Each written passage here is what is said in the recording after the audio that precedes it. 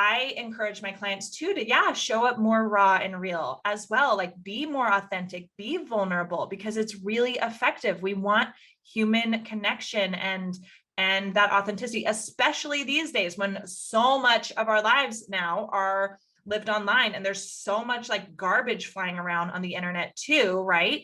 And so authenticity is so important.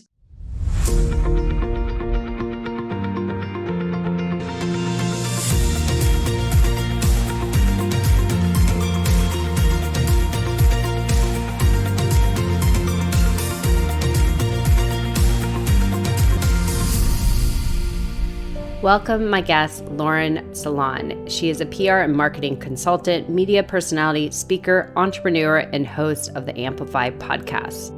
Lauren has spent nearly 15 years in PR, marketing, and the advertising space. She then decided to start her own PR and marketing business in 2014 called Influence+IMPACT. And also she is a founder of the PR Accelerator, where she helps entrepreneurs increase their authority and visibility so they can scale their income and impact with ease. Lauren believes that her purpose is to support others in owning their truth, using their voice, and living the most aligned, abundant, and authentic version of themselves.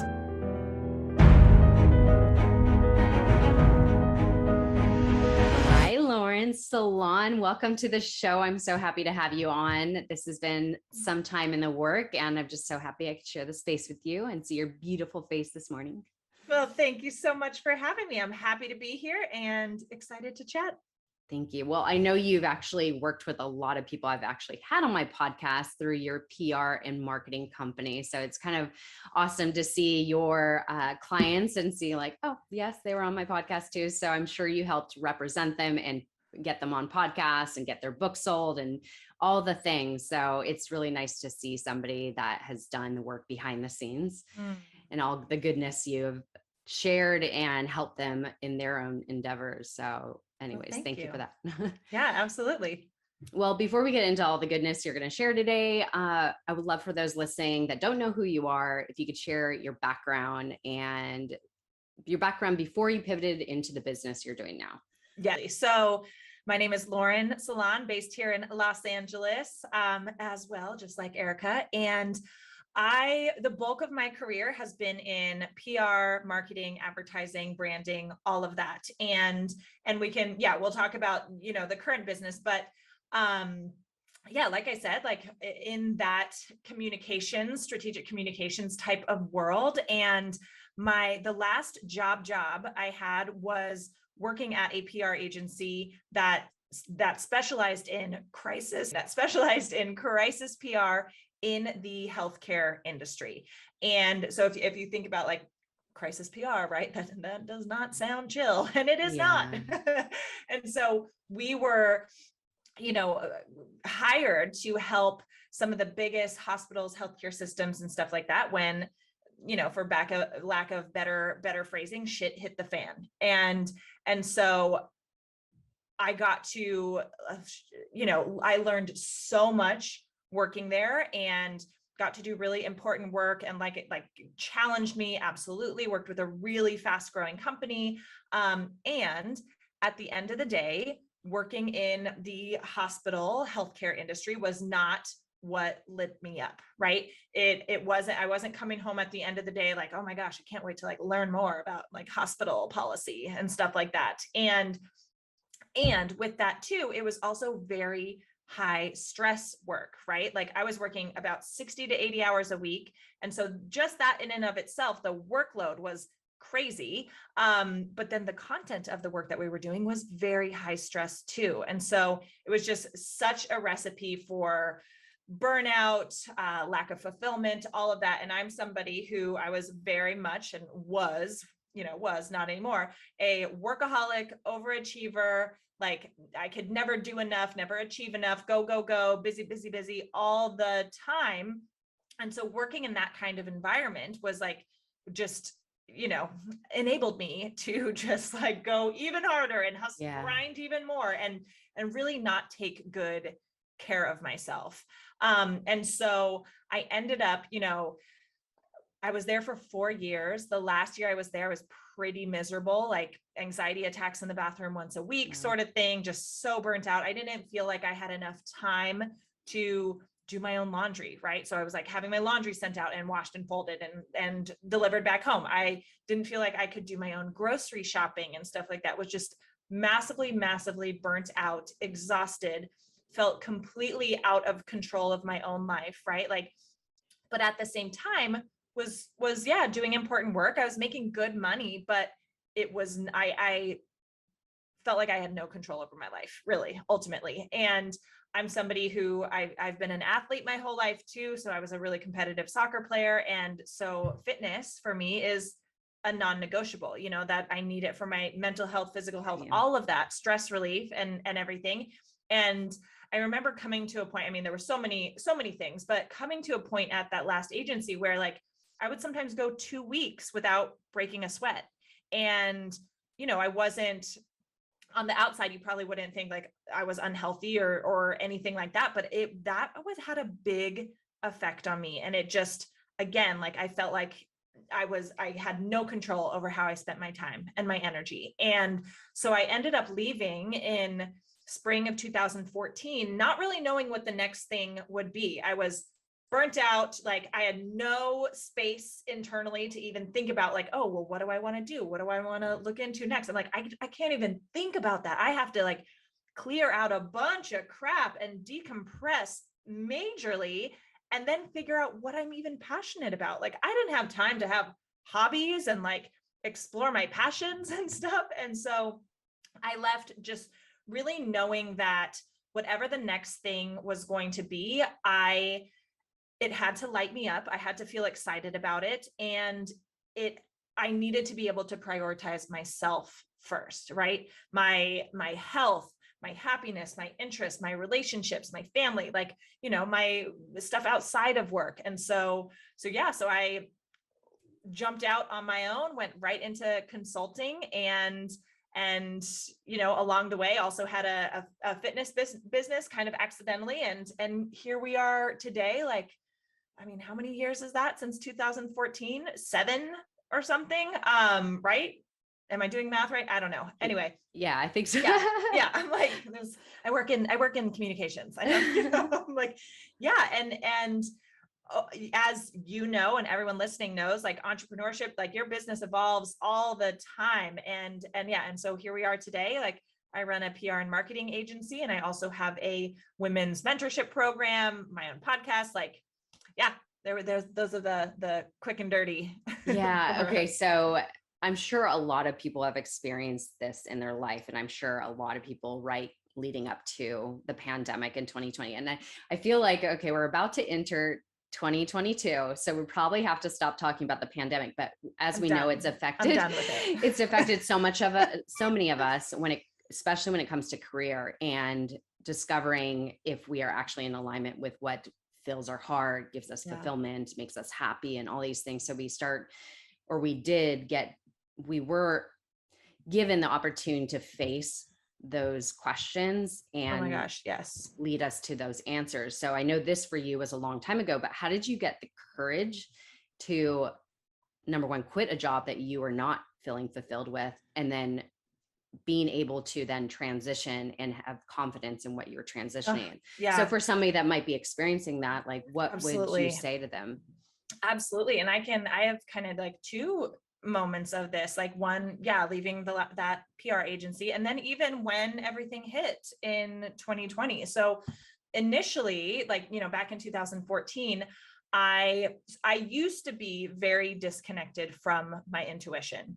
Right. And so we get those nudges and those little pokes, those little whispers of like, no, this isn't right. This doesn't feel good. And I wouldn't listen to it. Right. I was so disconnected from that. And so it used to take me literally get running headfirst into a wall before I would listen. Right. I'd have to have a freaking breakdown and just things be super shitty before I was like, oh, I've been feeling like this for like a year. Why didn't I pay attention before I got to this point of like complete breakdown? You know? And so that was where I was too at this last agency. Like, you know, I was pretty miserable and unhappy for a year. Right.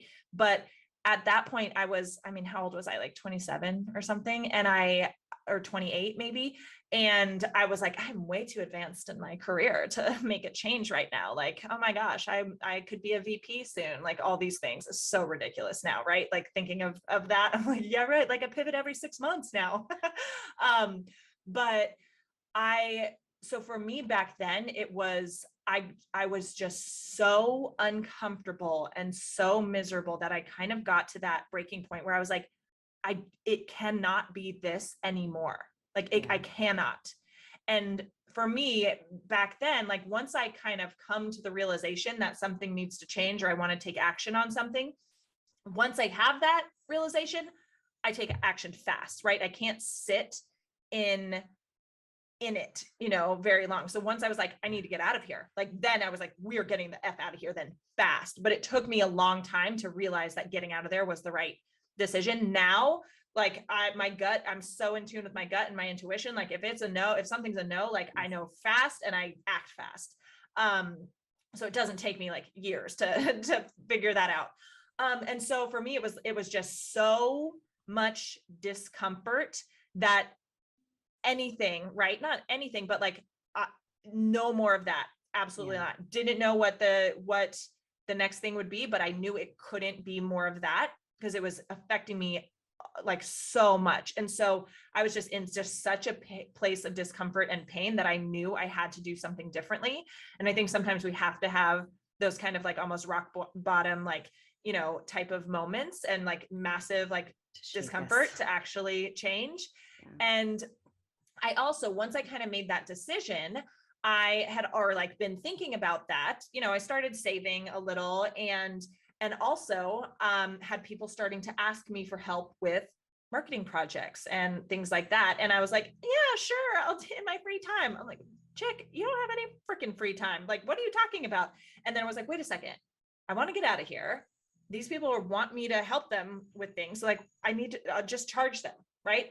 And again, I wasn't sure that would be the main thing, but I was like, well, this is going to help pay the bills so I can leave. Right. So let's just do it. And I will say for maybe 6 months, like almost weekly, I'd be like, what am I doing? Get a real job, get benefits, like all this kind of stuff. Like, this is ridiculous, but I was able to pay my bills every month. And like, or maybe it wasn't 6 months, maybe it was 3 months. I don't remember at this point, but it was a lot of like reassuring myself that I would figure it out. Right. And that's like, every time like it continued to work and I saw evidence of like, oh, I'm pulling this off.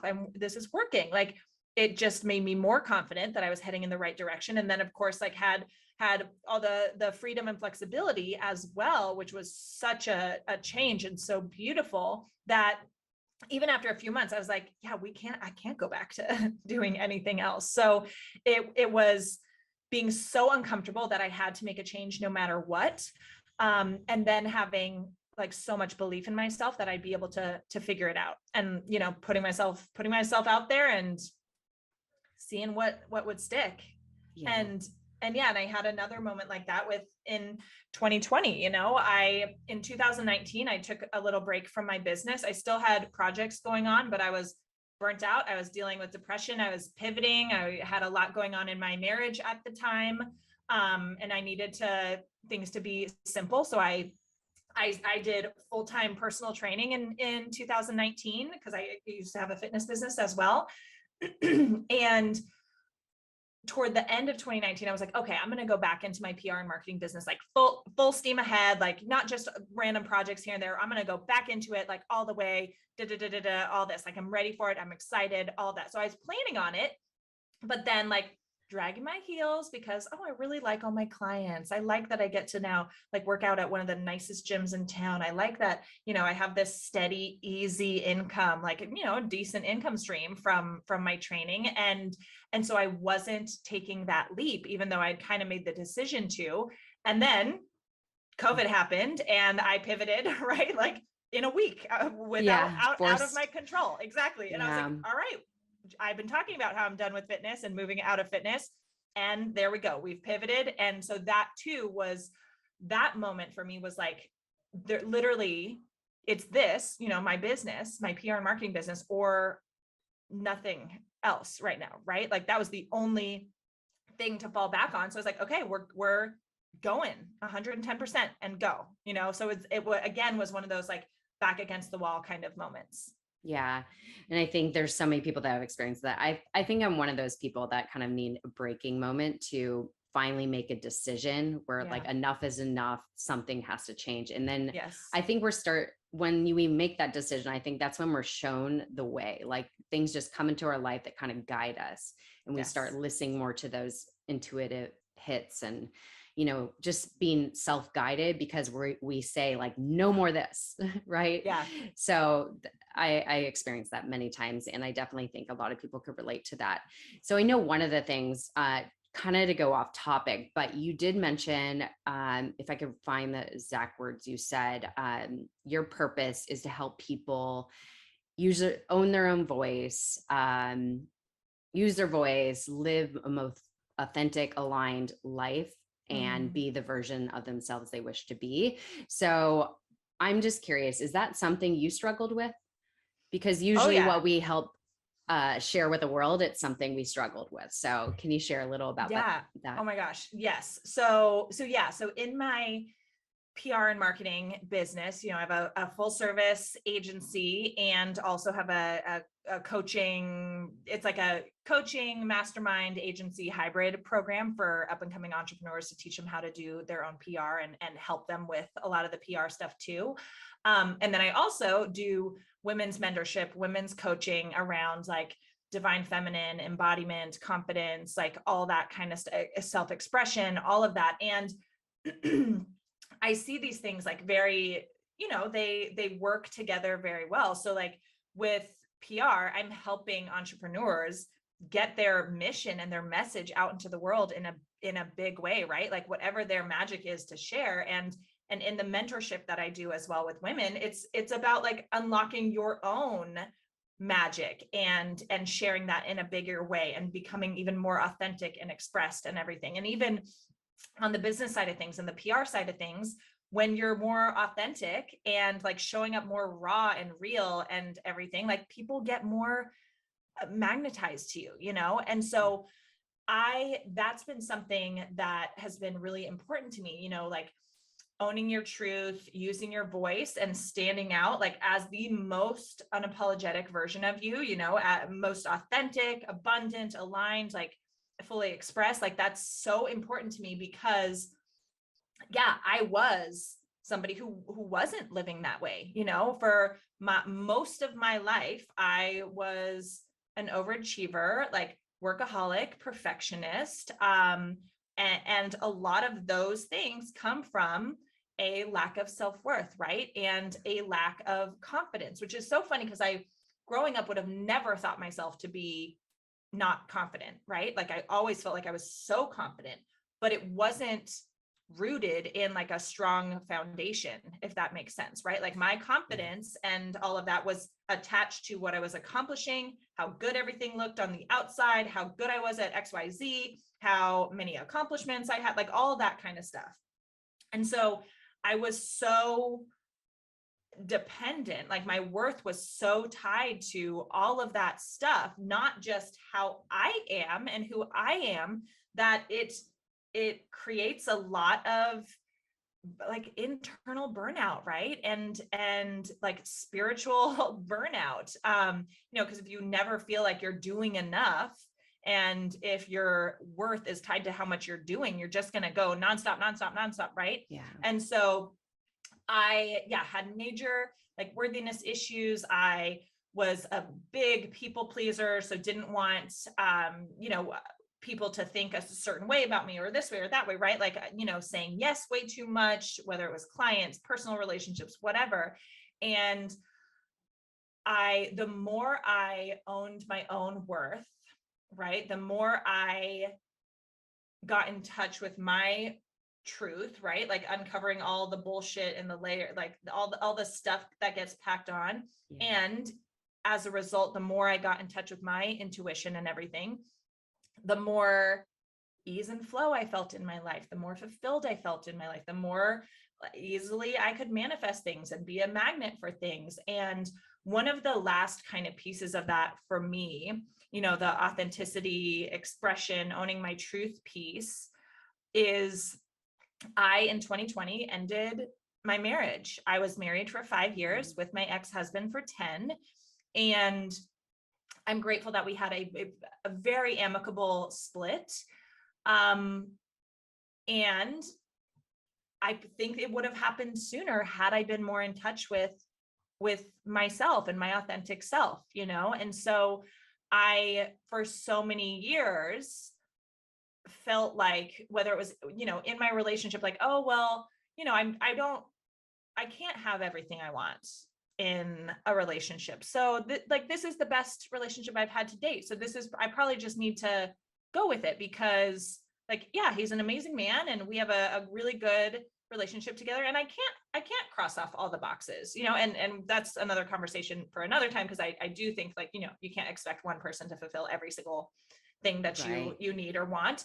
But for me, it was very much of like no, I don't deserve to be like, I don't deserve this kind of relationship or that kind of relationship. And this is a good one. So go with it. And I don't want to use the word settling because my ex is an incredible man and I settled, you know, there were things I knew even when we were dating that I was like, well, I don't, you know, no, like, but okay, you know, so it was, and that came from me not trusting myself, right? And then not speaking up, not saying like what I truly needed and wanted. And when I finally, in 2020, you know, and we had been working on things for a couple of years, but in 2020, when I finally said, you know what, I don't think I want to be in this anymore.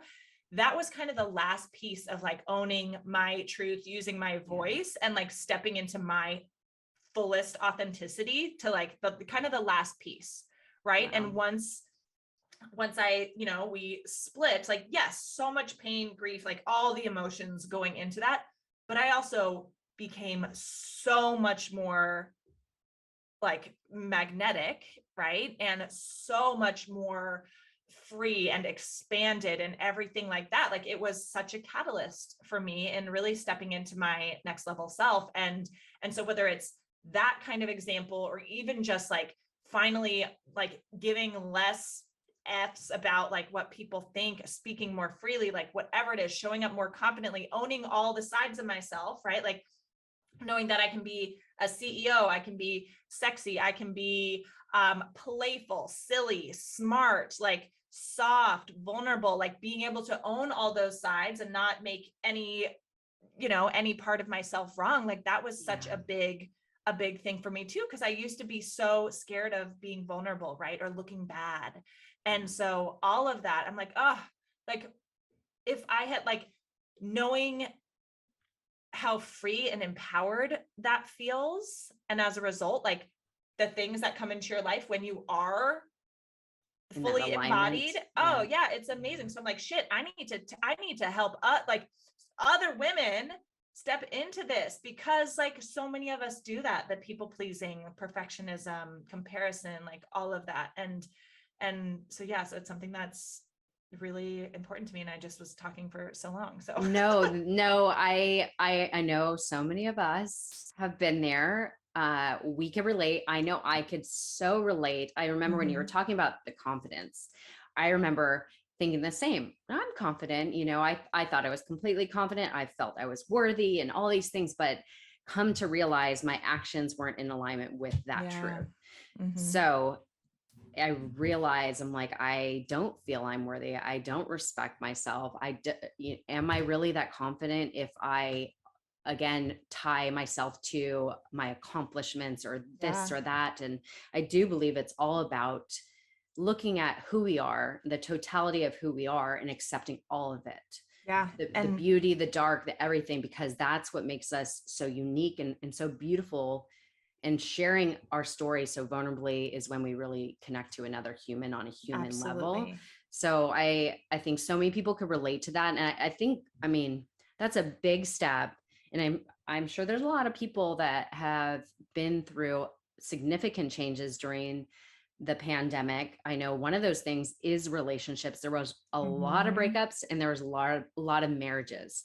Yeah. So And a obviously, lot of like babies and stuff. Yeah. So yeah, there's like definitely a lot lot. of babies too. But I think for the relationships that didn't work out, my belief is that you had the time to take a look at your life and see if you are Mm, living in alignment with what you desire and what is yes. truly important to you.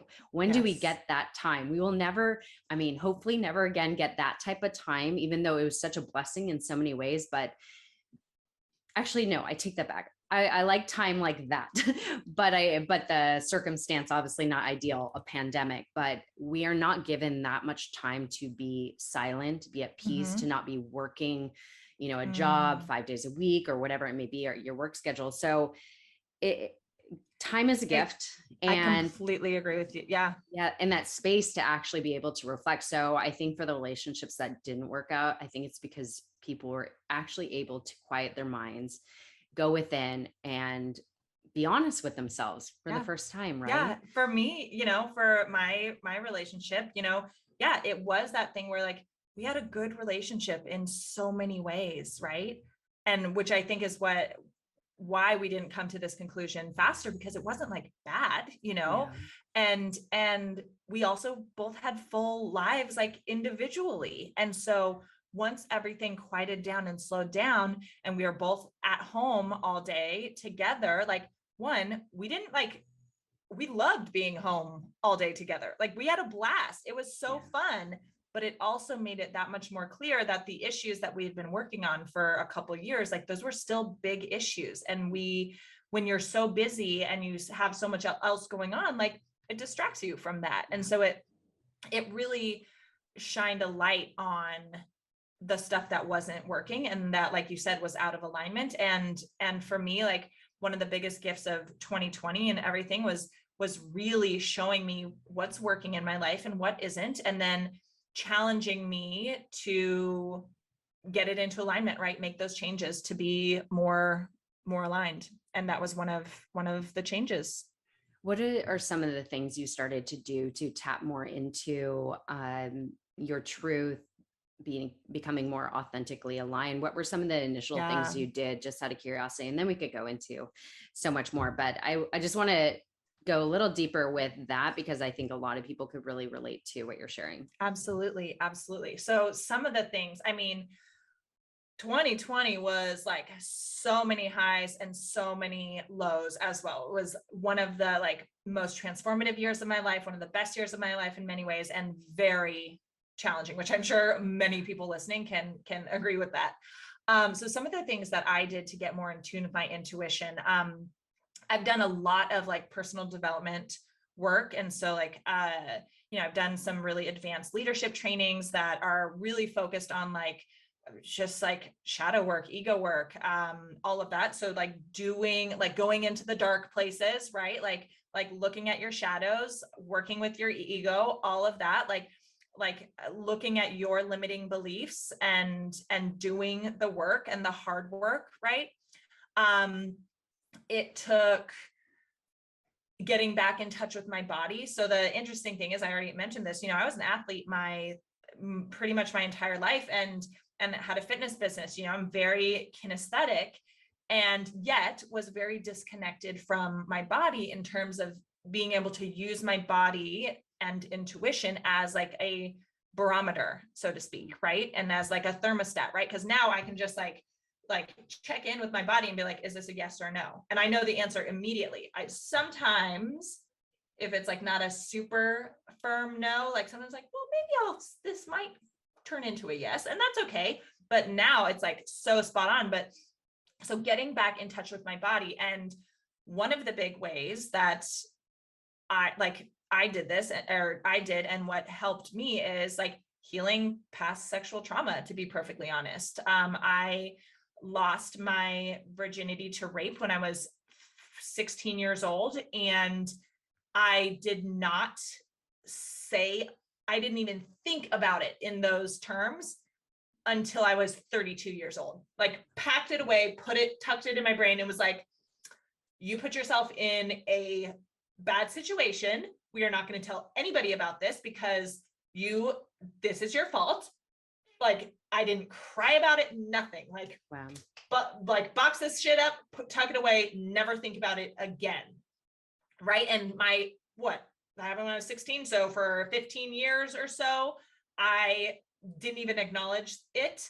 And when we do that sort of thing, like, right, like, even if it's thinking about like, how a piece of sand in a clam becomes a pearl, right? Like that, it doesn't just go away, right? Like when we have that kind of like gunk energetically in our body that we're not dealing with, even if we don't think it's affecting us, if we haven't done the work to process it, like your body is doing a lot, your subconscious is doing a lot to insulate yourself from whatever it is. And so that was one of the things too, that I was like, I don't need to, like, this doesn't make me cry. I don't need to do anything about it. Like, it's just, it happened, whatever, and then I like actually did some of the like real work, like actually gave it some attention. I was like, oh, wait, here it all is, Yeah. Like, okay, I know what that's doing to me. Started and to so recognize that was one of the biggest things, because I,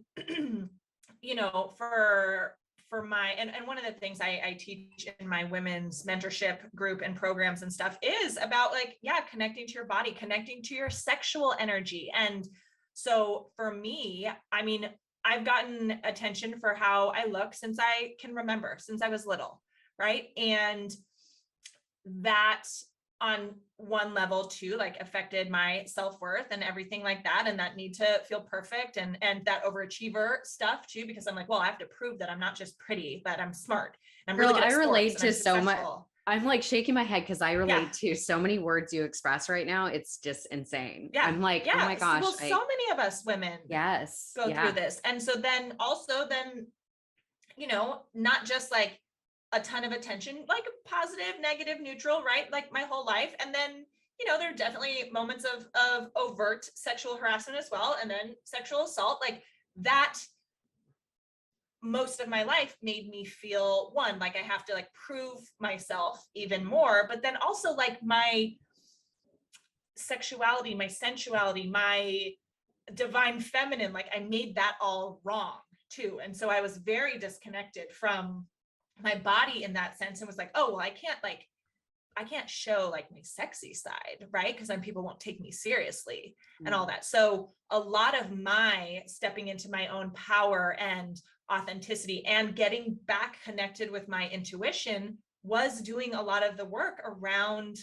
my sexual energy and sexual trauma. Because I felt like in some way, I guess, like my body, my looks, whatever was like working against me, right? And so that internal conflict doesn't help things, or it doesn't allow you to trust yourself too. And so a lot of that work, and that's like a big heavy thing, obviously. And unfortunately, many of us women have likely dealt with something like that in our lives. So that was one thing, doing the inner work, lots of shadow work, like, okay, if I am having chronic anxiety, why? Get to the bottom of it, the root cause, right? Anxiety and depression, those are symptoms of some sort of major misalignment, right? And so you get to the root of it. So getting to the root of all these things, I incorporated more play and fun into my day. I didn't second guess what I was saying as much, trusting that, okay, well, if I'm aligned and I know that I'm operating from integrity, like the words that I say, like I don't have to overthink them as much because I trust myself, right? Breath work was super helpful. Meditation was super helpful. Dancing, like I do like dance all the time. And so like just dancing to be connected with my body. That was one of the biggest things, is feeling safe, really safe in my body, and like eliminating the shame around it.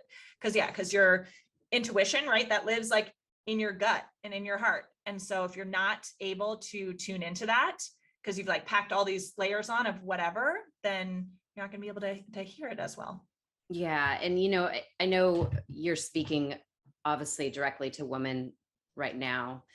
and what women do endure, but actually men endure the exact same thing. The Yeah. sexual trauma, they suppress Yep. it lives in our body, it's stored there, and Yep.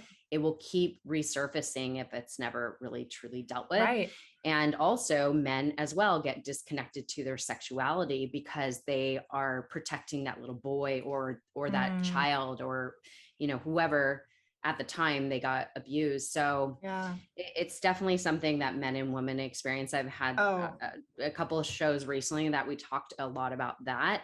And so I think that so many could relate to this. And I think dance is one of the best ways women could really connect to their sexuality. And it's like a natural flow for us, and obviously find the dance that's right for you. But I think, like, for me, salsa, bachata, and like all that, Yes. you feel sensual, you feel sexy, you feel embodied. Like that's my go-to, even though I don't do it a whole lot now, but I love Latin music, and just turning it on and moving my hips and makes me feel good. Same. I love, like, it's so funny because I'm like, oh yeah, like raise your vibe, and like all into, like, you know, I've got crystals and I do breath work and meditate and all that. I'm like, yeah. And I also dance to like real raunchy music and twerk. And that's part of my like morning practice also. I think anybody should start incorporating those little, you could think it's like silly, but it's just like being in you, like being in your own vibe and feeling it. Like I now go in the gym and I do like this little warm up where I'm like, you know, jumping jacks and moving around, twisting my body, and just like doing all these weird moves to just music. But I honestly like smile during the whole experience because I'm just enjoying the moment of just moving my body. So just find what works for you. I think it's just like trial, right? And then you're able to really just tune into what's good for you, and, you know, to just make you feel more alive. So yes. I love that. Well, thank you for sharing that. I think it's important that we touch on that, because when we talk about the integration between what you do, you're helping people build their brand and get their message out. And, you know, personal branding is so important these days. As we know, we are representing what we're doing. So we are the strongest, if you want to say the strongest product to what we're trying to sell or do for work. So if we are showing up inauthentic, not aligned, not joyful, or any of these things, not using our voice and just shrinking, we're not going to represent ourselves in the best of ways. So the integration between both of them is super important. So that's why I want to kind of touch on both. So speaking about the business that you do and helping people build their brands and get their message out there, can you kind of share a little bit about your company and then how you integrate them both when you work with them? Yeah, absolutely. So my PR and marketing agency, we specialize in working with entrepreneurs and personal brands, lots of thought leaders in the personal development space, in the online entrepreneurship space, the business coaching space. We do a lot of work with health and wellness clients as well. People in the lifestyle industry too. So so lots of personal brands. And I tend to not be the, like, I think what you would typically think of like as a PR person, because I'm not super buttoned up. Like I swear a lot, and like I like talk about sex and like stuff. And so I'm not like, oh, everything's always looks perfect and it's so polished and it's so like, you know, put together and all of that. And I very much think that, one, just on a human level, like the more authentic you show up in the world, like the more aligned you're going to feel and be, right? And the more authentic you show up in the world, the more you magnetize what you want. And I think that goes for business too. And for how you show up in your business or as a leader, right? Like when people want to work with people and do business with people who are real, right? Who they can connect with and identify with, who they trust. And if you're always like middle of the road neutral, like that's lukewarm. People don't like that. Like, and so I encourage my clients too to show up more raw and real as well. Like be more authentic, be vulnerable, because it's really effective. We want human connection and and that authenticity, especially these days when so much of our lives now are lived online and there's so much like garbage flying around on the internet too, right? And so authenticity is so important. And so some of the ways obviously we do that, you know, even with my agency clients, especially with my PR Accelerator program coaching clients, but also with my agency clients, like supporting them with mindset stuff and limiting beliefs and imposter syndrome, because a lot of the times too, they're like, oh, well, like, no, Forbes wouldn't want me quoted in there, you know, like I'm not big enough for that. Or like, why would so-and-so want me on their podcast? No, I'm not, really, like they want to talk to me, you know? And so I get to support my clients in owning their magic and their worth as well, even the ones who have multi-million dollar businesses, you know?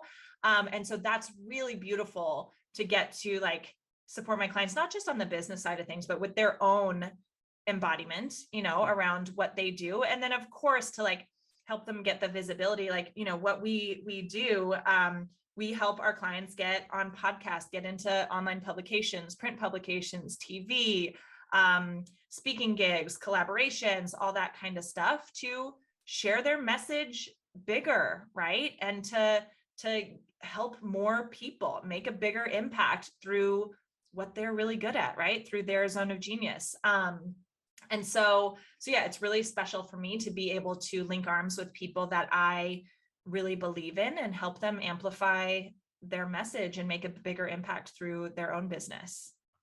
Amazing.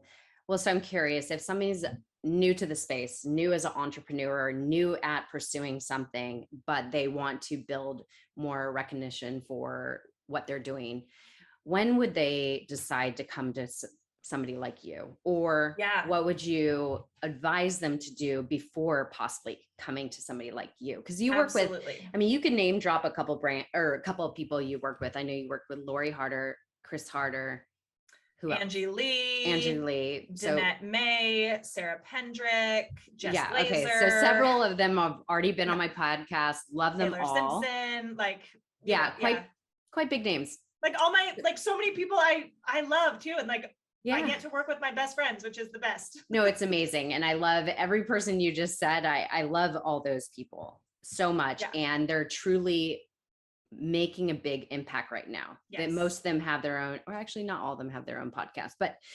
regardless, before is somebody that's new to the space, but that is trying to build recognition. When do they decide to come to somebody like you, or when should they not come to somebody like you? Yes. So I think that PR is something you need to incorporate like from day one. And I'll back up a little bit, but PR is public relations, obviously, but I'm gonna, you know, I like some people, like so many entrepreneurs, like, I know what PR is, but I like, don't ask me to define it or tell you what it is because I like, don't really know that much. And which is totally okay. Cause like so many people think like, oh, well, when I'm ready for PR, I'll know because someone will reach out to me. Or it's like, once you're at $1 million, then you're allowed to do PR or whatnot, right? Which is not the case. So PR is basically is part of marketing. So marketing is essentially how you get your services, your product in front of your potential clients and customers. That's it on a very basic level, right? And so if you're not getting in front of potential clients and customers, you're not going to have a business, right? And so marketing has to be part of the plan from day one, and PR specifically, and how PR differs from like advertising, marketing, all of that. Because like marketing is going to be like you talking to your potential clients and customers. Advertising, same sort of deal. You're telling your potential clients and customers how amazing you are, all of that. PR is very powerful because it leverages third-party sources, third-party outlets, third-party individuals to tell their audience, your audience, how amazing you are for you, right? So it creates a lot of leverage because it's not you needing to do the talking, but it also creates leverage because it has social proof behind it, right? Like when somebody else is saying how awesome you are, that can carry a lot more weight than you just telling people how awesome you are. Because it's like, oh wait, this other person who I respect and know, like if they're vouching for them, oh, I should pay attention, right? And so with PR, especially like right now, for example, like this is being on your show. This is a PR activity for me. Like you have built a successful podcast. You've built trust and connection with your audience. And so any guest that you have on, including myself right now, any guest you have on, your audience is going to go like, well, you know what? We trust Erica because she brings great guests on and we learn something and it's always super valuable. So this person must be somebody I want to listen to too, right? And then it's of course my job being on here to make sure I deliver value for your audience, of course, but just by way of like you having built what you've built, like I get to borrow some of that trust and credibility that you've already established. And some of that gets applied to me right out of the gate. So like I get to step into basically a warm audience, even though I've never connected with them before, right? But then I also get the visibility that comes with that, like getting however many people who are listening, you know? And so PR is so powerful because it leverages your time and energy, right? So less work on you because you're tapping into someone else's support and community visibility, all of that. You get automatic trust and credibility from whatever the third party source is, right? Like getting featured in Forbes would be your third party outlet. That carries a lot of weight with it, right? And so someone sees that on your website, on your IG bio, and they're like, oh, wow, featured in Forbes. I'm going to pay closer attention. A lot of weight. She must be a big deal, right? And so, and I'm not saying like, oh, from day one, you need to be pitching yourself to Forbes or anything like that, but PR looks a lot of different ways. The main thing is that third party factor, right? And so that can be podcast interviews, that can be an IG live collab, right? Where you get exposed to somebody else's audience just by going live with them. It can be client testimonials, right? Like your own clients saying, oh my gosh, working with Erica, working with Lauren, like it was so amazing, highly recommend, right? Like how many of us look at Amazon reviews before we buy something, or how many stars something has? Like that, those reviews, that's social proof. So other people, that third party, like advocating for you, that goes a long way. And so it's something to incorporate from day one, because it's going to like really accelerate your credibility, your visibility. And what I would say, like when you're ready to work with somebody, right? Because it's, you know, hiring us as an agency, like we have some mini packages and stuff like that, but it is an investment, you know? And so I would say, like, if you want to hire somebody to do it for you, usually those are people who are like, you know what, I don't have the interest in figuring out myself. I've got some budget to work with and I want to, you know, get there faster. And you get to tap into all the relationships my team and I have built. Like I've mentioned Forbes a number of times because like I can guarantee getting any of my clients into Forbes, like I pretty much can. And so you get to tap into like the relationships I have and my team has. And then I would say, like, you know, with my PR Accelerator program, and why I created that is because I was hearing from so many entrepreneurs who weren't really ready to hire somebody to do it for them, like maybe out of their budget, or maybe some of them who are like, you know what, but I also want to figure out, like, learn how to do it myself or have somebody on my team do it. And so I created that program to teach entrepreneurs like how you do it, do some of the work for them, but also like empower them to do it on their own, because it's a great skill. What I would say you need to do before you get started on PR is you need to be really clear on what your offer is, like what is your service or your product, right? Like, how do you help people? You know, how do you help people with your service and your product? So super clear on what you're selling. You need to know who your ideal client is, right? Who do you help? And then you need to have like a way for people to buy whatever it is you're selling, you know, even if that's a wait list, right? That's fine. Wait list or pre-orders, that's okay. But you need to have somewhere, like, because if you're getting all the visibility and like, oh, I heard you on this podcast. Yeah. If people are like, I heard you on this podcast, how do I work with you? And you're like, oh, well, it's not ready yet. Then don't get on the podcast yet. You're not ready for it, you know? And then another thing I would say too is having an email list or a text list, some sort of internet real estate that you own. So that, again, if people are like, oh, I just saw this person in this article or in this podcast, yeah, I want to get into their like ecosystem, you know, or get into their community, you have a way of capturing people's information. But those are the main things I'd say, like, before you're, you know, when you're ready to start putting yourself out there, is like, be clear on who you help, how you help them, like what your offer is, and like be ready to take people's money, you know? Yes. Okay. So that's so great to know. And I think that, well, it's great that you have built two options, because like you said, some people aren't ready to fully commit and jump in like with 2 feet and put the expense towards working with you. So the accelerator program, can you kind of share what would be included with that? What do you offer? Absolutely. So the PR Accelerator program, like I said, I created it like right at the start of COVID and everything, because one, from my past like crisis PR experience, I was like, okay, one, we have never faced this kind of situation before, none of us, but also this is very familiar territory. Like I know how to do PR campaigns and marketing campaigns when things are crazy and during times of crisis. And so I created it to support entrepreneurs in getting more visibility so that they could scale more quickly, right? Because everyone was ramping up their online presence, moving online, like all of that. And so I knew I could help a ton of people who maybe weren't ready, like I said, to hire us in the agency. And so the PR Accelerator it's a hybrid program. It's, part coaching, part mastermind, part PR agency. So it's 4 months, so 16 weeks. We go through some of the business foundation stuff, even though most everyone who comes through the PRA, I want them to have their business foundations, like, services, offer, ideal client, like that kind of stuff should be, you should have clarity on that before you jump in with me. And we do some refresher on that. We get clear on messaging, pitch angles, put together a pitch page, teach everyone how to start pitching.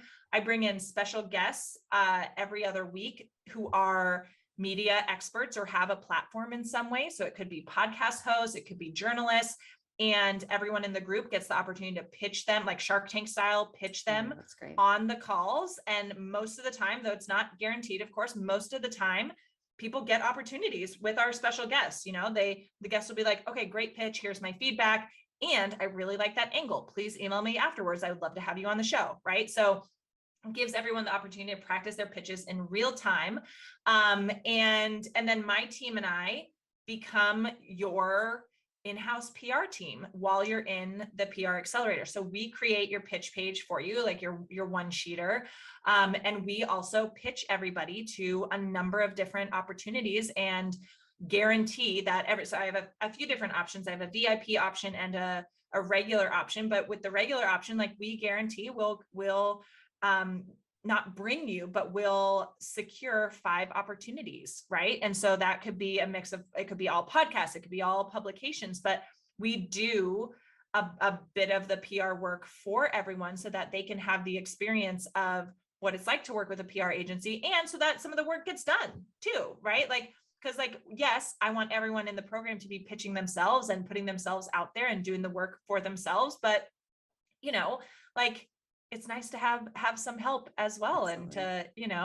And to have somebody doing it on your behalf. So it's that mix of like agency experience, but also I'm going to teach you how to do it yourself.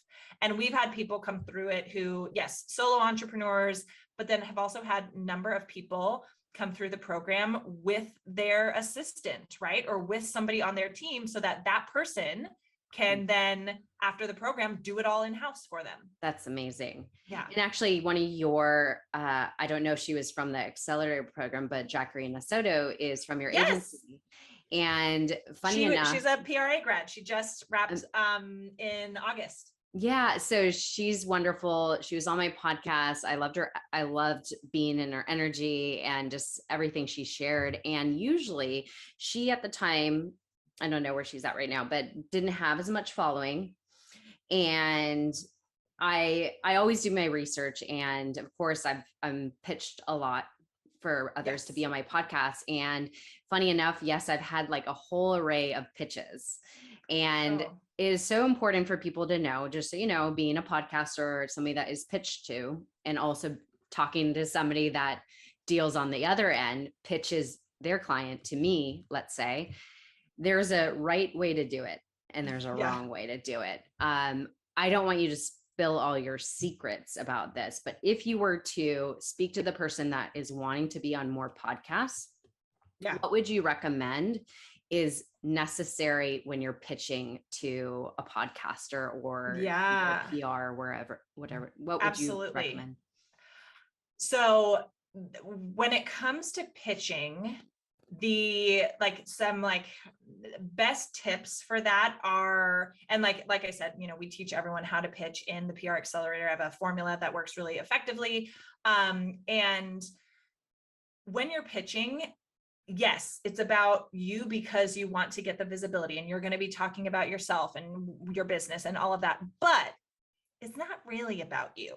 And so a big mistake that a lot of people make is making their pitches all about oh, let me just brag on myself the whole time, right? But that's not the way to do it.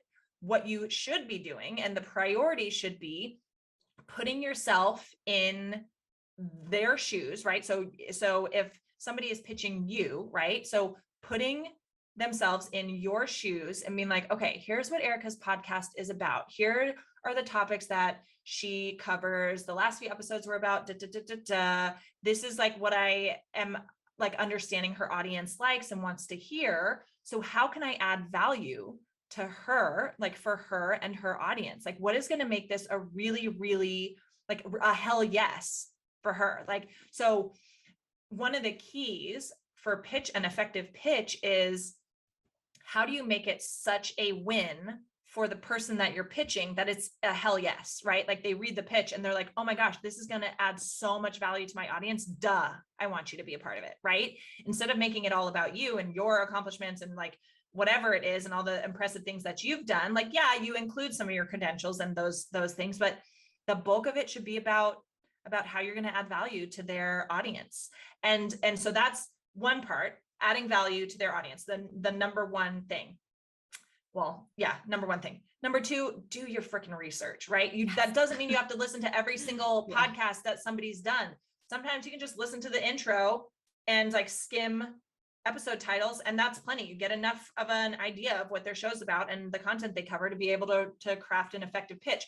But do your damn research, right? So if you're pitching somebody who never has guests on their show to be a guest, right? They're going to know that you didn't actually look at their show because you would have seen that they don't have guests on ever, right?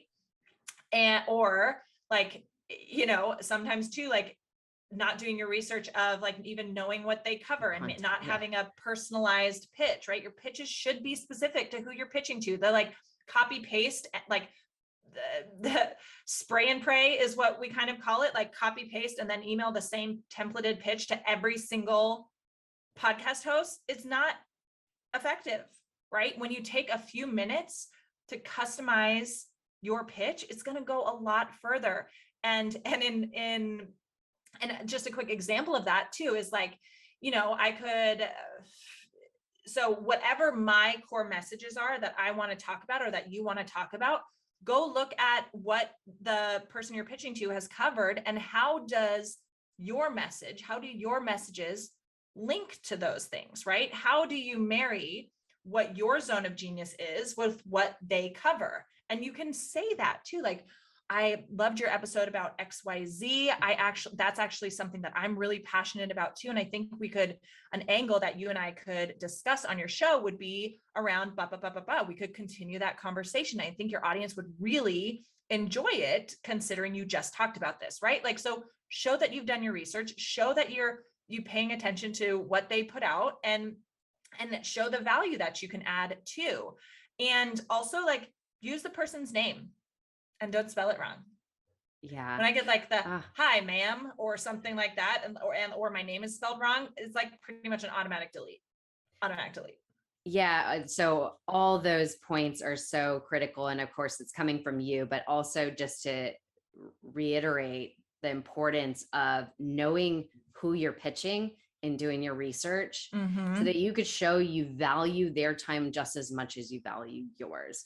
And I think that is just key when you're pitching to somebody. And so I know that anybody listening right now honestly, one of the best things you could be on right now, besides, of course, online spaces or magazines, Forbes, and all these newsletters that are out there, is being on a podcast these days. So you want to know how to pitch yourself for podcasts, because I think anybody listening should get on a podcast. Yes. And start Podcasts. Establishing your message and everything, getting more clarity on how are you serving in this world. Absolutely. So I think anybody could be on podcasts. I actually got pitched the other day, somebody that specializes in mold. And I'm like, At first I was like, I don't know. And I actually turned it down for now, even though I think that a lot of people, don't know about how mold affects their health. It just didn't seem right fit for my podcast right now. But I think that, they would have probably known that if they did a little research. Yeah. And even with that person too, they could call out the fact that maybe they're kind of a random like angle or guest for you, which then also would show that they've done their research, right? Like saying like, hey, this might be a little random for your audience, but I see that you talk about self-care and health and wellness. And, I think this is something that most people overlook and don't realize could be contributing to low energy or chronic issues and stuff. Right. And so showing like, okay, even if it is kind of a random pitch, like take the effort to see how you can make it work and acknowledge the fact that it might be kind of random, instead of you then opening a pitch about mold and being like, what the hell? Like, did this person even look at what my podcast is? Right. Yeah. The title or the subject line of the email wasn't as attractive, but I opened it, did read further. And of course I do talk a lot about health and wellness and our well-being, self-care, and all these things on my podcast. And I did say, like, right now it's not a fit. Maybe we could revisit this, but I do think it's just so important. Like you just said, this might not be, but here's my angle of how this could help serve your audience. So yes. Anyways, I think it's so great to talk about the podcast thing, because that's one of the best places, I think, to create that third party credibility and, a stamp of approval. Oh yeah. Podcast. That's one of the top things I recommend people do, because I kind of already mentioned this, but people want to work with people they know, like, and trust, right? Yes. And so a great way that we build that know, like, and trust factor is obviously sharing our story, sharing our message. And if we think about Instagram, or something like a photo with a caption, that's very one-dimensional, right? The most effective, I think, for building that know, like, and trust factor is video. So people can see your face and hear you, because then they're like, oh, here's the human, that is saying all of this stuff. They can see how you talk, like your body language, all of that. And so podcast is like the next best thing to video, because you get to hear how somebody's speaking. And I know, like, some of my favorite podcasts, like, it feels like I'm sitting there in the room with them. And that's the kind of feeling that you want to have, is like, oh, you're just hanging with some of your pals, right? And like learning from them. And that type of rawness and realness, like, really builds that know, like, and trust factor. And podcasts are easy, right? Like, they're quick and easy. Once you're done with it, it's going to live out in the internet, like, for a long time, if not forever. And so it'll work as like evergreen marketing for you too, because people will go back and listen to that episode. And it's such a powerful way to connect and build that trust factor and get in front of new audiences too.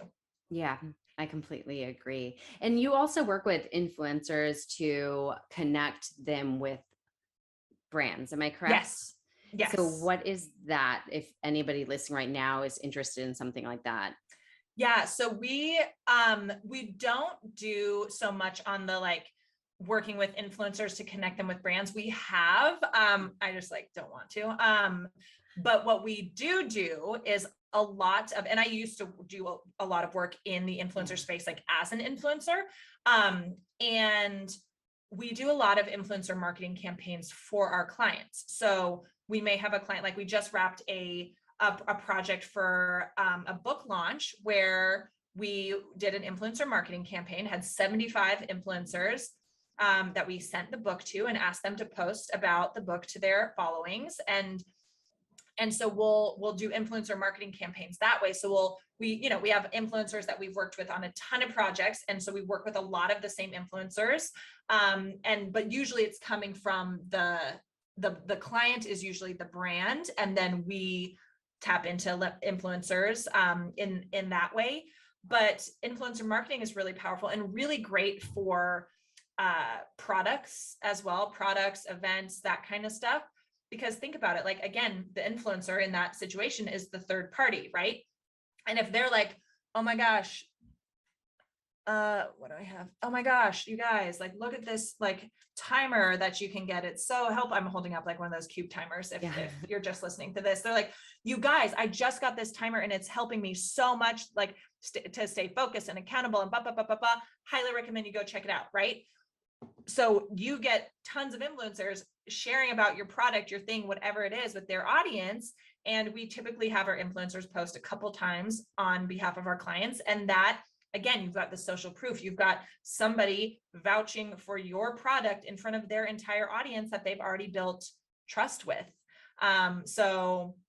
So yeah, we do a lot of influencer campaigns as well. And in the PR Accelerator, teach our clients how to reach out to influencers too, to get influencers to help them. And I think also personally, my opinion, because I have, of course, things I work with, affiliate marketing that I share, but I make sure I'm very specific on who or what I'm sharing. It has to be something I truly love. And then of course it's felt regardless if I share it and I love it. So I think that even when you're building your own personal brand or trying to market yourself in industry, you could consider how could you help somebody else in promoting their thing to coincide with you and gain something from that. I think that's also really a beautiful thing to do. Yes. This is so amazing. I think that there's so much more to learn about PR and marketing. And of course, you are definitely the guru to go to for that. Yeah, thank you. And I obviously love your authenticity and obviously your vulnerability because it gives people the permission and also the blueprint. Like they see it in front of them when they work with you of what it means to really show up authentic, real, vulnerable, and truly aligned with their purpose. So thank you for that. I love it. And I can't wait to one day soon, hopefully work with you. Because of course, there's lots coming, but on another note, so of course, where can people best find you? Absolutely. So I'm most active on Instagram. So that's just Lauren Salaun. Last name is spelled Salaun. So yeah, you can find me most on Instagram. My website is just laurensalaun.com. There's information on the PR Accelerator, agency stuff, all there. But yeah, Instagram is the best place to find me. And like, if you guys like got value out of this, I would like slide into my DMs, say hi. My DMs are crazy and like, I do my best to respond to everybody and make sure like, to connect. And that's like the whole point of social media, right? Is to be social and to actually connect. So would love to connect with you guys. If you found value in this, like, let me know. It makes my heart feel good. But yeah, thank you so much for having me. This has been awesome. Such a fun conversation. Yeah, absolutely. So I always close with asking my guests this one important question. So you've endured many things in your life. So I want to hear, what would one piece of advice that you feel anybody needs to know right now, learn right now from your personal experience? What would that piece of advice Oh my gosh, be? It would be so much of the stuff we talked about around intuition, right? And so I think to sum it up, it would be like, trust yourself. Like you have more of the answers than you think, right? Like I think we discount like our own instincts almost like so much. So trust yourself and just, can I swear? Go for it. Yes. Just fucking like go for whatever the thing is that you want to do. Just fucking do it. Right. Because the worst that can happen is like you get a no, or maybe it doesn't work. Fine.